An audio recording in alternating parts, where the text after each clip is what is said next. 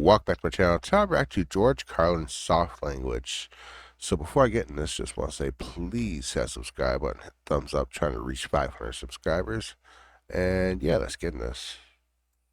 I don't like words that hide the truth. I don't like words that conceal reality. I don't like euphemisms or euphemistic language. And American English is loaded with euphemisms because Americans have a lot of trouble dealing with reality. Americans have trouble facing the truth. So they invent a kind of a soft language to protect themselves from it. And it gets worse with every generation. For some reason, it just keeps getting worse. I'll give you an example of that. There's a condition in combat. Most people know about it.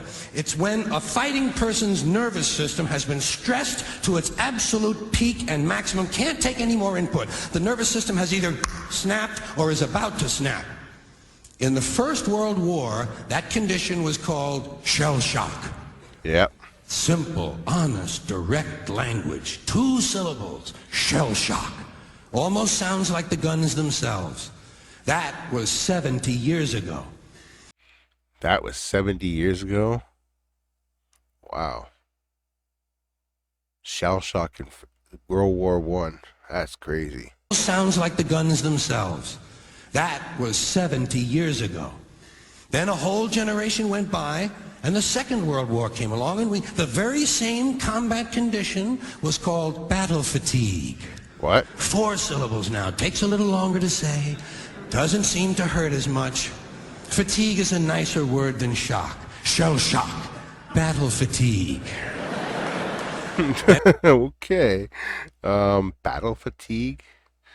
Did you say 4 words? Battle fatigue. That's 2 words. Oh no, syllables, sorry. Jeez. Shock. Shell shock. Battle fatigue. Soft language. Then we had the war in Korea, 1950. Madison Avenue was riding high by that time, and the very same combat condition was called operational exhaustion. Hey, we're up to 8 syllables now. And the humanity has been squeezed completely out of the phrase. It's totally sterile now. Operational exhaustion. Sounds like something that might happen to your car. Yeah, I was thinking like that. Something that's going on with your car there. Your exhaust pipe. You said that right. Now, operational exhaustion. Sounds like something that might happen to your car. Then, of course, came the war in Vietnam, which has only been over for about 16 or 17 years. And thanks to the lies and deceit surrounding that war, I guess it's no surprise that the very same condition was called post-traumatic stress disorder. PTSD. Still 8 syllables, but we've added a hyphen. And the pain is completely buried under jargon. Post-traumatic stress disorder. I'll bet you if we'd have still been calling it shell shock, some of those Vietnam veterans might have gotten the attention they needed at the time. I'll bet you that. I'll bet you that. I'll give them that. That's for true. That's true. But yeah, that's mad. I had to go through different words there. Shell shock, then the other one, battle fatigue, and the other one, exhaustion. Operation exhaustion. Yeah, it's pretty wild. The attention they needed at the time. I'll bet you that. I'll bet you that.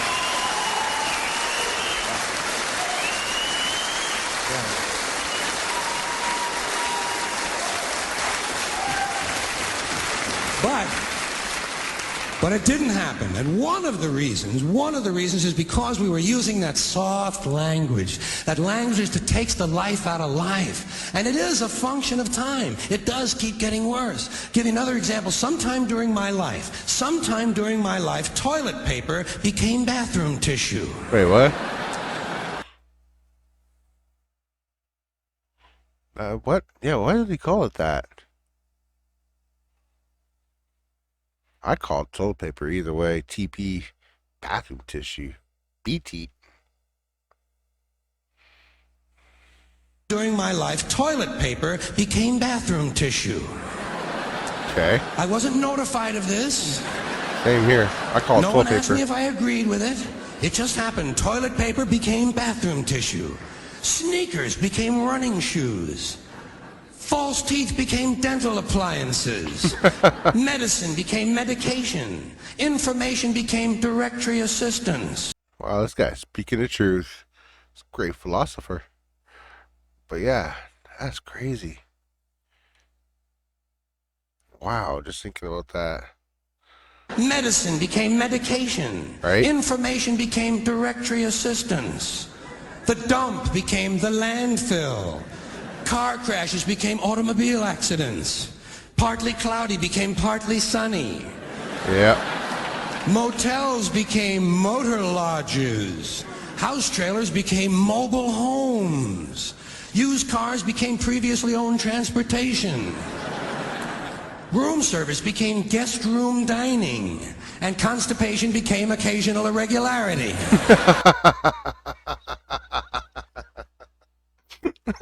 Just that last one he said. Constipation. Irregularity. Oh, it's true though. Shit. Room dining. And constipation became occasional irregularity. When I was a little kid, if I got sick, they wanted me to go to the hospital and see the doctor. Now they want me to go to a health maintenance organization. What? Or a wellness center to consult a healthcare delivery professional. Poor people used to live in slums. Now the economically disadvantaged occupy substandard housing in the inner cities. Yeah. And they're broke. They're broke. They don't have a negative cash flow position. They're fucking broke. Because a lot of them were fired. A lot of them are homeless too. Living in tents. I think that's what he meant by that. Oh. A lot of them were fired. And they're fucking broke.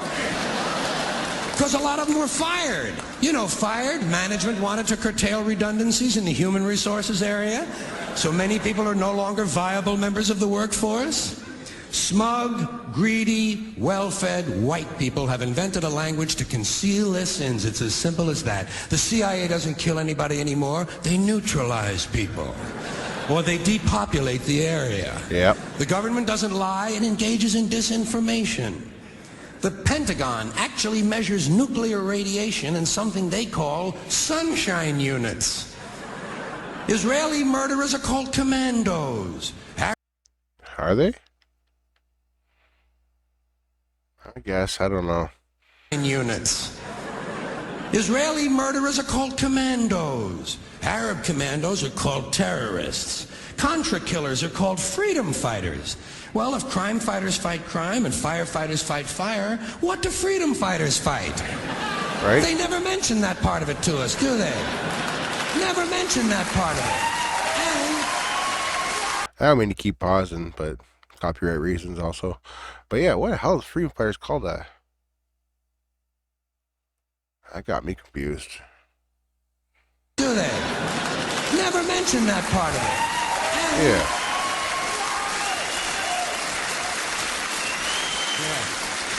And some of this stuff is just silly. We all know that. Like on the airlines, they say they want a pre-board. Well, what the hell is pre-board? What does that mean? To get on before you get on? Again, what the hell does that mean? We're going to pre-board your flight now. It's either boarding or not boarding. Pre-boarding. What the? Yeah, I'm agreeing with him. What the hell? What does that mean? To get on before you get on? Right? They say they're going to pre-board those passengers in need of special assistance. Cripples! Ew. Simple, honest, direct language. There's no shame attached to the word cripple that I can find in any dictionary. No shame attached to it. In fact, it's a word used in Bible translations. Jesus healed the cripples. Doesn't take 7 words to describe that condition. Right? But we don't have any cripples in this country anymore. We have the physically challenged. Sorry, that's... Oh, I shouldn't laugh. Have to have that out, man. Put that... Gotta edit that. Seriously, that's not cool. Didn't mean to laugh. Just the way he did that expression, like The Rock with his eyebrow. We have the physically challenged. You can smell what The Rock's Is that a cooking. grotesque enough evasion for you? How about differently abled? What? I've heard them called that. Differently abled. You can't even call these people handicapped anymore. They'll say, we're not handicapped, we're handy-capable. These poor people have been bullshitted by the system into believing that if you change the name of the condition, somehow you'll change the condition. Well, hey, cousin, doesn't happen. Why am I laughing? Oh, shit. Oh, no. That's funny, though. Wow. Somehow you'll change the condition. Well, hey, cousin, doesn't happen. Doesn't happen. We have no more deaf people in this country, hearing impaired. No one's blind anymore, partially sighted or visually impaired. We have no more stupid people. Everybody has a learning disorder. Or he's minimally exceptional. How would you like to be told that about your child? Damn. He's minimally exceptional. Oh, thank God for that. And that's what the soft language is. Everyone's got a different opinion or different saying. Psychologists actually have started calling ugly people those with severe appearance deficits. What? It's getting so bad that any day now I expect to hear a rape victim referred to as an unwilling sperm recipient. Why am I laughing? Oh, Christ, that's messed up. Oh, boy. Was an unwilling sperm recipient.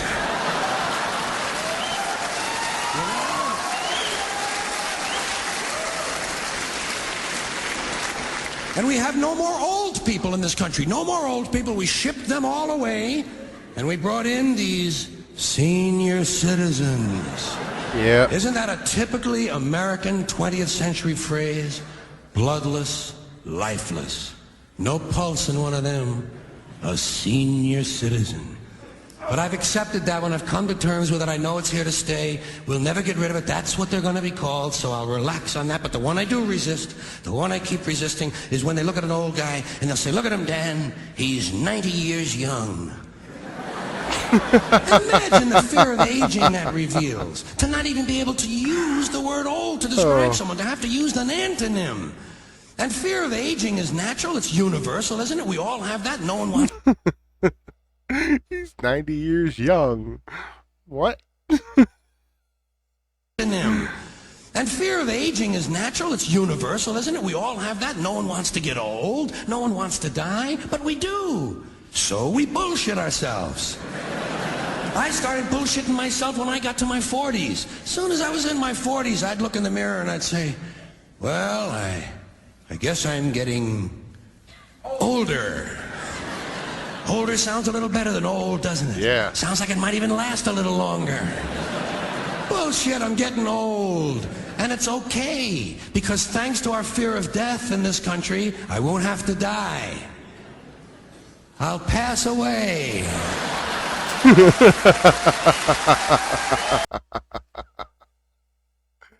Oh, boy.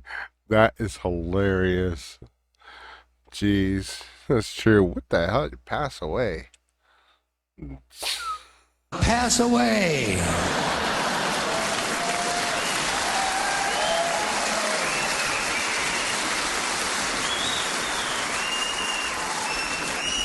Or I'll expire like a magazine subscription. If it happens in the hospital, they'll call it a terminal episode. The insurance company will refer to it as negative patient care outcome. And if it's the result of malpractice, they'll say it was a therapeutic misadventure. That is great. Wow. That's hilarious. That is something else. But yeah, that is George Carlin on soft language. If you all like that, please hit that subscribe button. Hit thumbs up. Why not leave a comment? Other than that, take care for now.